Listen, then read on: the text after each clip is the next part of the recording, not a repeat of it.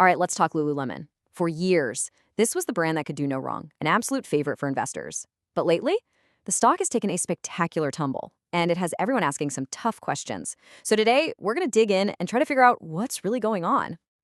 And when I say tumble, I mean it. We're talking about the stock getting cut almost in half. A drop like that, well, it gets your attention, and it forces you, as an investor, to make a really critical choice. So that's the big question, isn't it? Is the magic gone? Is this a broken company? Or is this a golden opportunity to buy a fantastic brand on sale? To get to the bottom of it, we need to unpack the story in 4 parts and see what the numbers are really telling us. Okay, first things first, this setup. Before we get into the recent drama, we have to remember why Lululemon was such a superstar stock in the first place. This company was, for a very long time, an absolute growth machine. I mean, they just recently blew past $10 billion in sales for the year. To put that in perspective, that puts them in the same league as some of the biggest, most established apparel brands on the planet. That is a huge deal. But here's the number that really made Wall Street swoon. They hit that massive scale with a gross margin of nearly 60%. In simple terms, that's just insane pricing power.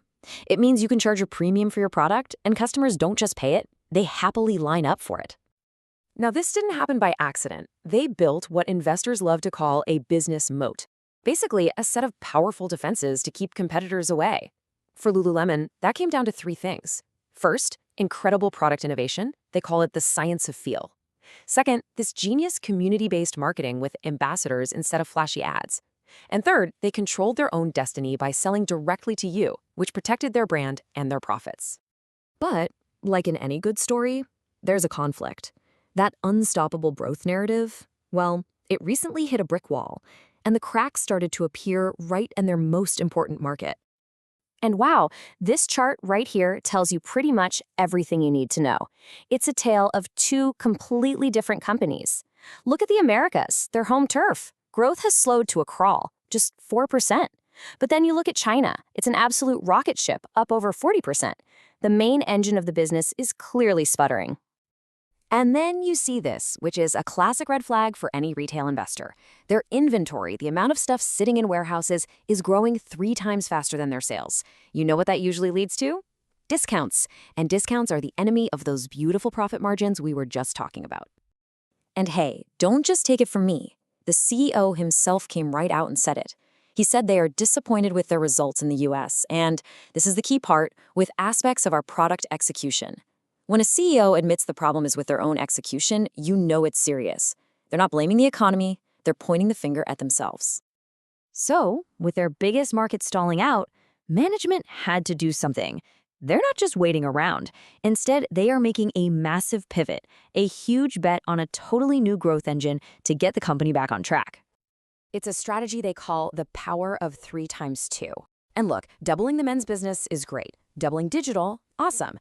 But the one that really matters now, the one that's become the whole ballgame, is that third pillar, quadrupling their international business. What used to be an ambitious goal is now absolutely mission critical.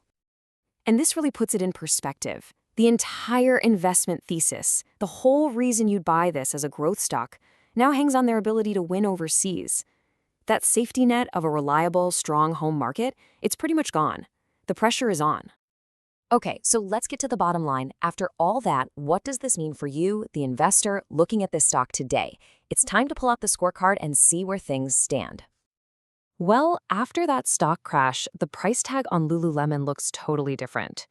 It's now trading at a price-to-earnings ratio of just over 12. Now, compare that to its biggest rivals, Nike and Adidas, who are trading at much, much higher multiples. The market is basically pricing this stock for trouble. It's screaming that it doesn't believe the growth story anymore. So if you're watching this company, here's your checklist. These are the 4 numbers that are going to tell the story of whether this turnaround is actually working. Number 1, can they stop the bleeding in America? Number 2, can China keep up that incredible momentum? 3, do they get that scary inventory growth back in line with sales? And finally, number 4, can they protect those all-important profit margins? And that brings us to the final multi-billion-dollar question.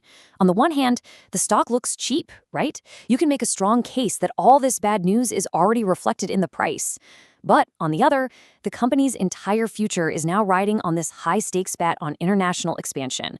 So the question every investor has to ask is, at this new, lower price, is that a risk you're willing to take?